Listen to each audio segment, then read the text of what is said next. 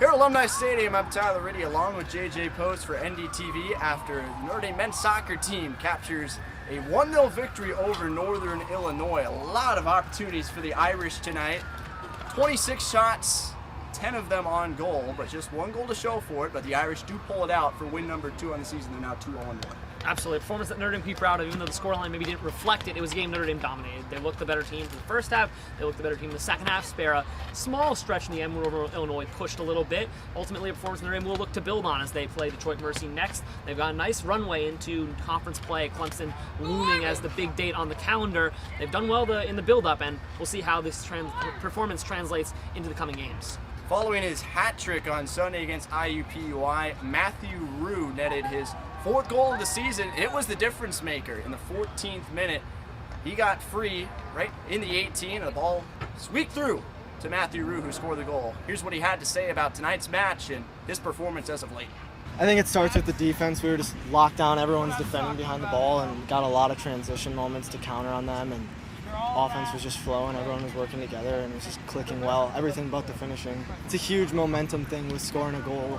3 last game, 1 this game. It just gives you that extra boost of confidence to keep going into the next games. Matthew Rouu on an outstanding run here for Notre Dame, playing with tremendous form over his last 2 matches, now really stepping up as a leader for this Irish offense.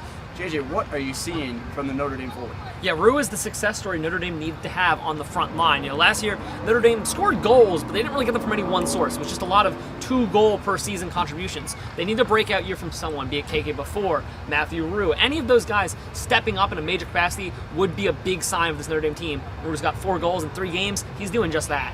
Notre Dame, after Rouu scored the goal, plenty of opportunities. Enuento found the woodwork in the first half as the keeper was out of his net. He was later denied on a tremendous save by Jacob Rojek, who set a career high in saves tonight. Notre Dame all over the Husky side of the field, all over the 18. The chances were plentiful, but just unable to finish, but something to take with them going forward. Absolutely. This is the type of game that 2022 Notre Dame would have lost. They had a lot of games like this last year where they dominated on the stat sheet. They dominated on the field, but the ball just wouldn't bounce their way, or they'd give up a crucial error in a moment of influence in the game.